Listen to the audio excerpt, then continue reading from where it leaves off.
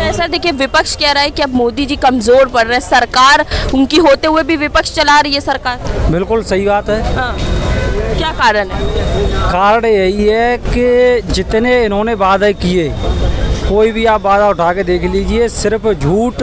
और एक बार झूठ बोलने के बाद वो झूठ पकड़ा जाएगा, उसके बाद फिर से झूठ। पूरे चुनाव में पूरे देश ने देखा होगा क्या मुद्दे हैं इनके, कि मीट खा रहे हैं, कोई मछली खा रहा है, ये कोई मुद्दा है देश के? बताओ, इस पर चुनाव होना चाहिए? बात इन्होंने, अगर इन्हें चुनाव लड़ना था तो इन्हें बात किस पे करनी चाहिए थी? बात करनी चाहिए थी कि हमको आपने 10 साल दिए, हमने इतने रोजगार दिए, इस पर ये अपना जो ब्लूप्रिंट लेकर के जाते जनता के सामने कि हमने देखो ये काम किया है, इस पर हमें वोट दीजिए। लेकिन इन्होंने क्या किया कि कोई खा रहा मछली, कि कांग्रेस आ गई तो आपके 4 कमरे में से 2 कमरे ले जाएगी, कांग्रेस आ गई तो आपकी 2 भैंस ले जाएगी। ये कोई मुद्दे वाली बात है?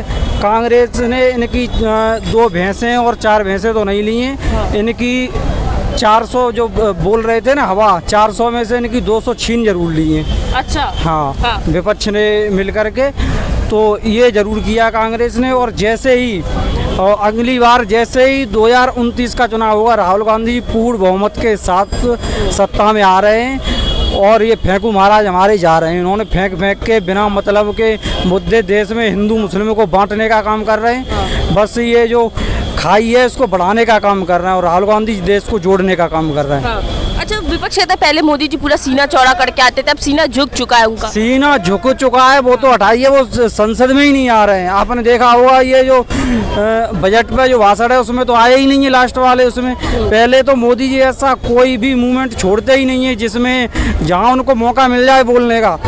कहीं मोदी जी ऐसा हो ही नहीं सकता है कि वो मौका छोड़ दें बोलने का।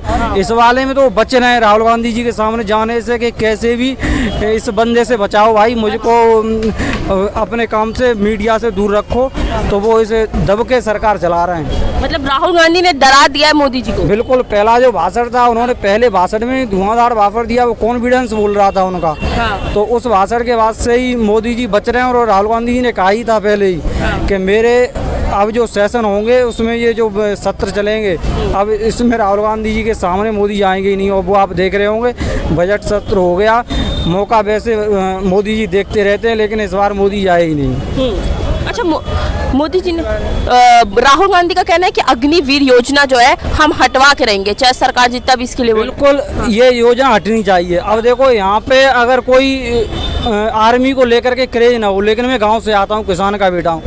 वो जो सुबह 4 बजे उठ करके और वो जो दौड़ने का वो जो जज्बा होता है ना कि अपने देश के लिए और मतलब पूरा जीवन बलिदान करना अपने देश के लिए, वो जो 4 बजे उठने की वो ललक है, वो शहीद के लिए ही युवा उठ सकता है देश का। ऐसे नहीं कि हम इनसे कह दें कि भाई साहब आपको 4 साल की नौकरी दी जाएगी, आप चलिए 4 बजे उठ के दौड़िए, तो ऐसे नहीं ये उठेंगे और नहीं कोई इनके बाली बच्चे कोई नहीं।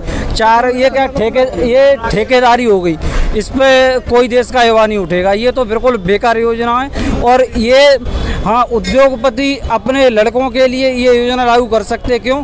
क्योंकि उनकी जो कंपनियां तो उसमें वो जो लड़के होंगे वो काम में आ जाएंगे। बाद बाकी किसानों के लिए, मजदूरों के, उनके लड़के लड़कियों के लिए योजना बेकार है और ये हटेगी, देख लेना आप इसको। क्या लगता है अग्निवीर युवाओं के लिए क्या नाइंसाफी है? नहीं है।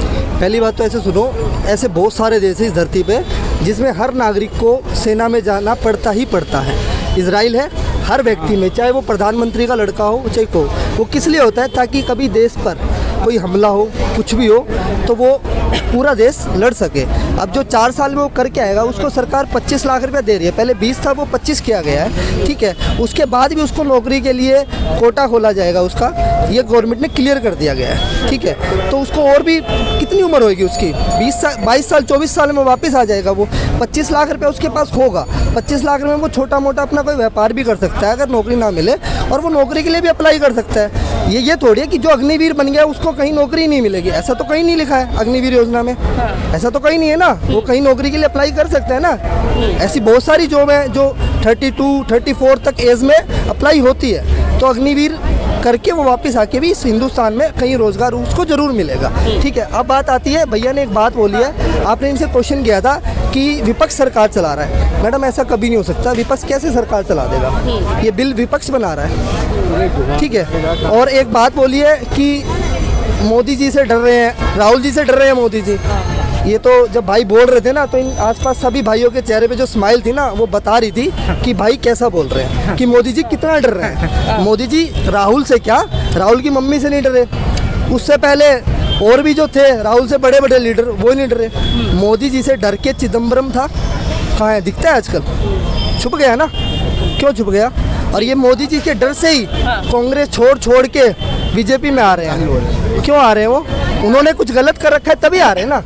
अभी हमारे हरियाणा में कह रहे मोदी जी किसी से नहीं डर सकते। अभी 200 गाना बनाने वाले रॉकी मित्तल, 200 गाना गाने वाले मोदी जी के लिए वो क्या गा रहा है कि मुझे माफ करना राहुल मेरे भाई। तो ये क्या होगा, रॉकी मित्तल वापस से भाजपा में जा रहे जवाब देता हूं, मैं हैं? जवाब वो तो भाजपा से कांग्रेस में आ रहे हैं ना भाई। सुनो, ऐसा कुछ इस देश में ना, और ये भाई साहब बता रहे हैं कि 4 साल उनको अग्निवीरों को नौकरी दी जाएगी और उसके बाद से उन्हें, तो फिर यूपी क्यों 10% आरक्षण दे रहा है? अगर तुम्हारी नौकरी इतनी बढ़िया है वो, तो फिर उनको अलग से तुम्हें नौकरी देने की क्यों जरूरत पड़ रही है भाई? 4 साल के बाद आएगा, उसको और नौकरी नहीं मिलेगी क्या? नहीं तो वही तो, मिलेगी या नहीं मिलेगी? 25 लाख रुपया मिलेगा क्या? भाई ऐसा इस देश में कभी था क्या कि 4 साल की नौकरी करो 25 लाख रुपए दो? नौकरी है तो फिर क्या था, अलग से उनको देने की जरूरत क्यों पड़ रही है? पहले तो पूरा अग्निवीर को पढ़ो, वो है वो यही तो मैं कह रहा हूँ। ये यूनिवर्सिटी का ज्ञान है आपके पास? व्हाट्सएप यूनिवर्सिटी और गलगोटिया का ज्ञान तो आपके पास है। नहीं, हमारे पास मैं तो सिविल की तैयारी कर रहा हूँ तो मुझे तो पता है। व्हाट्सएप यूनिवर्सिटी और गलगोटिया का ज्ञान तो आपके पास है। मोदी जी आपको जरूर नौकरी देंगे। हाँ। ठीक है, हाँ भरी ना भाई ने। मोदी जी से आस है भैया को भी। लग रहा है मोदी जी रोजगार दे पा रहे हैं। रोजगार दे पा रहे हैं, दे रहे हैं। आरएसएस और उनका जो लोकतंत्र में तुम सिविल वाले में डाल रहे हो। समझने के लिए सुनना पड़ता है। हाँ वही तो मैं बता, भोंकना नहीं पड़ता। भोंक तो आप रहे हो, बिना मतलब की बात तो आप कर रहे हो। समझने के लिए सुनना पड़ेगा। सुनो, ऐसा है, आप ये कह रहे थे कि मोदी जी 4 साल के बाद उसको नौकरी देंगे, नहीं, ये कंफर्म नहीं है। कंफर्म आप सिविल कर लोगे, आपका कंफर्म है कि नौकरी मिल जाएगी? तो अभी आपने देखा ना, 89 लड़कों का रिजल्ट। अरे भाई सुनोगे, मैंने आपकी सुना, आप सुनोगे। और पर्ची वाला सिस्टम बंद हो गया है। ठीक है, हमारे हरियाणा में, मैं हरियाणा से बिलोंग करता हूँ, हम हरियाणा से बिलोंग करते हैं। हमारे हरियाणा में एक ही चीज होती थी, जो एमएलए, सांसद या कोई सीपीएस का जानकार होगा, नौकरी उसी को मिलती थी। आज हरियाणा में आप गांव-गांव में, ठीक है, पता कर लीजिए, बिना खर्ची पर्ची के नौकरियां लगती हैं। गरीब, एक शिक्षा ही ऐसा और रोजगार ऐसी चीज़ है जो गरीबी को ऊपर उठा सकती है। ठीक है, जो शिक्षित होएगा उसको नौकरी मिलेगी तो गरीबी खत्म होएगी। ठीक है, वो अगर पैसा ही नहीं होगा गरीब के पास, और वो कैसे नौकरी लग जाएगा भाई? तो बिना खर्ची पर्ची के नौकरी दी है सरकार ने। 10 साल में इतना रोजगार हुआ है हरियाणा में, गरीबों के बच्चे लगे हैं एक घर में। लग रहा है क्योंकि हरियाणा में सबसे बड़ा मुद्दा तो बोला जा रहा है कि बेरोजगारी का है। 10 साल में ऐसे विपक्ष का काम यही होता है। 10 साल में कुछ नहीं हुआ। सारा जो है आउटसोर्स कर दिया, कॉन्ट्रैक्ट पे कर दिया। नौकरी 2 लाख नौकरी बोला था इन्होंने, 2 करोड़ सॉरी, तो कुछ नहीं हुआ अभी तक। और जो भी होता है लिटरल बैक डोर से एंट्री होती है। 45 पोस्ट थी उसकी, जो सिविल सर्विस की भर रहे थे। जो हम लोग सिविल सर्विस की तैयारी करते हैं, जो हम सिविल सर्विस की तैयारी लाखों रुपया देके करते हैं, यूनिवर्सिटी हम कैंप में पढ़ते हैं, हमारे बच्चे वहाँ पढ़ते हैं। जब उनको बैक डोर से आप ले लोगे तो 45, जब इसने मोदी ने, गवर्नमेंट ने उसको विड्रा किया, तो जो हम लोग लाखों रुपए के फीस देते हैं, और फिर हम कहाँ जाएंगे हमारे बच्चे जब ये लिटरल एंट्री हो जाएगी? तो बेरोजगारी तो बढ़ी रही है। सारा कॉन्ट्रैक्ट पे दे दिया इन्होंने, सारे गवर्नमेंट इंस्टीट्यूट हैं वो ख़त्म कर दिए, एयर इंडिया कर दिया, जितना भी है सारे इंस्टीट्यूट। मोदी ने क्या दिया है? आज गरीब आदमी से पूछो, आज जितने भी गरीब हैं यहाँ बता दें कि हमको क्या रोजगार मिला। जो आदमी अमीर है वो अमीर बन रहा है।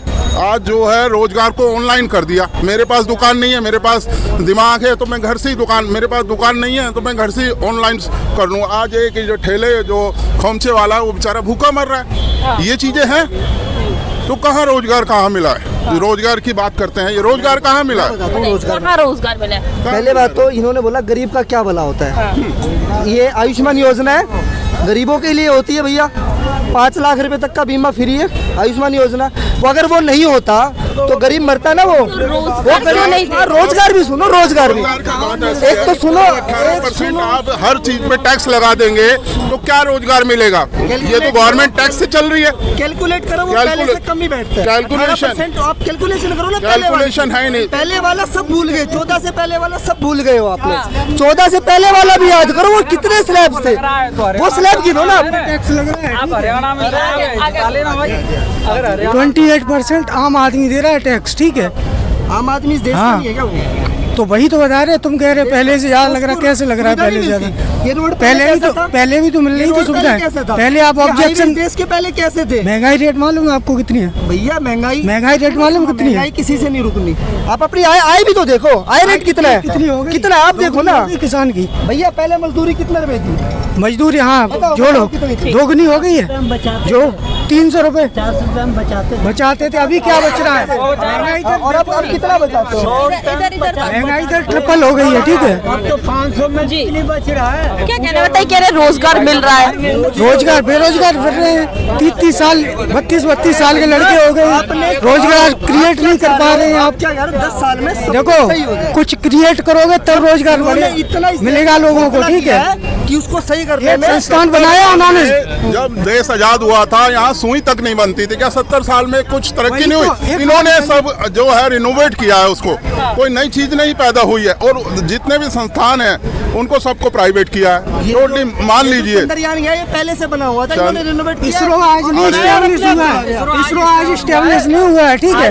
ये एक प्रोसेस में हुआ है, ठीक है। उनकी काबिलियत पहचानी एक प्रोसेस में हुआ है। IIM IIT बने तब स्टूडेंट निकले वहाँ से। बात से मुझे लगता है कंगना रनौत है ना, कंगना रनौत के बाद से ही आप आजाद हुए हो। जैसे कंगना रनौत 2014 में आजाद हुई है, आप 2014 में आजाद हुए हो। आप 2014 के बाद से आजाद हुए हो आप। कुछ भी करते रहो, मेरी बात सुनो, उससे कोई फायदा नहीं।